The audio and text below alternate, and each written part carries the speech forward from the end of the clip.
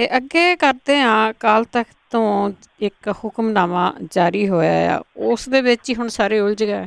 ਦੇਖੋ, ਜਿਹੜਾ ਐਕਚੁਅਲੀ ਇਹ ਢੱਡਰੀਆਂ ਵਾਲੇ ਦੇ ਦੀਵਾਨ ਰੋਕੇ ਆ ਅਕਾਲ ਤਖ਼ਤ ਦੇ ਜਥੇਦਾਰ ਹੋਰਾਂ ਨੇ। ਕੱਲ ਐਕਚੁਅਲੀ ਜਥੇਦਾਰ ਸਾਹਿਬ ਉਖੜੇ ਲੱਗੇ, ਮੀਡੀਆ ਦੇ ਸਾਹਮਣੇ ਨਹੀਂ ਆਏ, ਔਰ ਉਹਨਾਂ ਨੇ ਇੱਕ ਵੀਡੀਓ ਜਿਹੜੀ ਜੀ ਉਹ ਬਣਾ ਕੇ ਭੇਜ ਦਿੱਤੀ, ਸਵਾਲ ਨਹੀਂ ਲਏ। ਇਕਬਾਲ ਸਿੰਘ ਪ੍ਰਤੀ ਇਹ ਕਹਿ ਦਿੱਤਾ ਜੀ ਕਿ ਅਸੀਂ ਉਹਦੇ ਵਿਚਾਰਾਂ ਦੇ ਨਾਲ ਸਹਿਮਤ ਨਹੀਂ।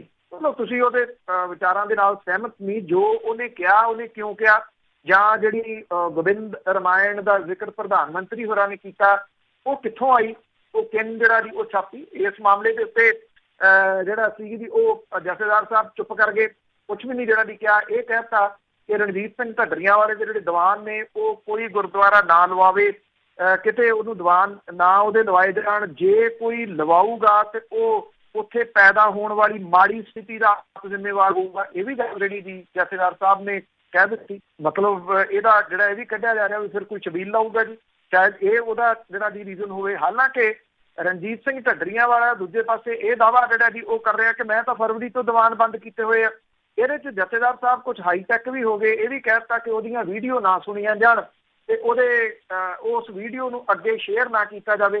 ਹੁਣ ਆਪਣਾ ਬਿਆਨ ਜਿਹੜਾ ਆਪਣਾ ਪ੍ਰਤੀਕਰਮ ਸੀ ਰਣਜੀਤ ਸਿੰਘ ਢੱਡਰੀਆਂ ਵਾਲਿਆਂ ਨੇ ਉਹ ਵੀ ਸੋਸ਼ਲ ਮੀਡੀਆ ਦੇ ਰਾਹੀਂ ਦਿੱਤਾ, ਆਪਣੇ ਚੈਨਲ ਜਿਹੜਾ ਸੋਸ਼ਲ ਮੀਡੀਆ ਤੇ ਚੱਲਦਾ ਉਹਦੇ ਰਾਹੀਂ ਦਿੱਤਾ। ਜੇ ਤੁਸੀਂ ਉਹਦੀ ਯੂਟਿਊਬ ਦੇਖ ਲਓ ਜਾਂ ਜਿਹੜਾ ਉਹਦਾ ਪੇਜ ਜਿਹੜਾ ਵੀ ਉਹ ਦੇਖ ਲਓ, ਉਹਦੇ ਉੱਤੇ ਕਿੰਨੇ ਲੋਕਾਂ ਨੇ ਸ਼ੇਅਰ ਕੀਤਾ, ਕਿੰਨੇ ਲੋਕਾਂ ਨੇ ਉਹ ਵੇਖਿਆ, ਉਹ ਆਪਣੇ ਆਪ ਦੇ ਵਿੱਚ ਜਿਹੜਾ ਵੀ ਇੱਕ ਸਵਾਲ ਖੜਾ ਹੋ ਗਿਆ ਕਿ ਕੀ ਇਹ ਸਾਰੇ ਲੋਕ ਜਿਹੜੇ ਨੇ ਉਹ ਅਕਾਲ ਤਖ਼ਤ ਦੇ ਉੱਤੇ ਸੱਦੇ ਜਾਣਗੇ।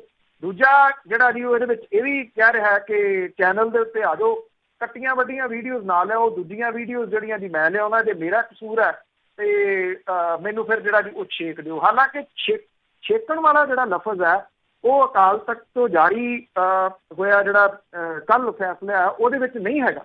ਛੇਕਿਆ ਨਹੀਂ ਜਿਹੜਾ ਜੀ ਉਹ ਗਿਆ, ਉਹਦੇ ਦੀਵਾਨ ਜਿਹੜੇ ਆ ਉਹ ਰੋਕੇ ਗਏ ਆ। ਇਹ ਕਿਹਾ ਕਿ ਉਹ ਅਕਾਲ ਤਖ਼ਤ ਤੇ ਆ ਕੇ ਮੁਆਫ਼ੀ ਮੰਗੇ, ਪਰ ਇਸ ਮਾਮਲੇ ਦੇ ਉੱਤੇ ਵੀ ਚੁੱਪ ਵਰਤ ਲਈ ਗਈ ਕਿ ਕਿਹੜੀ ਚੀਜ਼ ਦੇ ਮਾਮਲੇ ਦੇ ਉੱਤੇ ਮੁਆਫ਼ੀ ਮੰਗੇ, ਕਿਉਂਕਿ ਇਹ ਜਨਤਕ ਹੋਣੀ ਚਾਹੀਦੀ ਹੈ। ਜੇ ਉਹ ਕਮੇਟੀ ਬਣੀ ਸੀ ਉਹਨੇ ਕੀ ਉਹਦੇ ਵਿੱਚ ਜਿਹੜਾ ਜੀ ਉਹ ਗਲਤ ਪਾਇਆ, ਇਹ ਨਹੀਂ ਜਿਹੜਾ ਜੀ ਉਹ ਦੱਸਿਆ ਗਿਆ ਕਿ ਕਿਹੜੀਆਂ ਕਿਹੜੀਆਂ ਚੀਜ਼ਾਂ ਸੀ ਜਿਹਨੂੰ ਉਹਨੇ ਗਲਤ ਪਾਇਆ, ਕੀ ਉਹਦੇ ਵਿੱਚ ਸੀ। ਉਹ ਮੁਆਫ਼ੀ ਮੰਗੇ, ਕਿਸ ਚੀਜ਼ ਦੀ ਮੁਆਫ਼ੀ ਜਿਹੜੀ ਹੈ ਜੀ ਉਹ ਮੰਗੇ।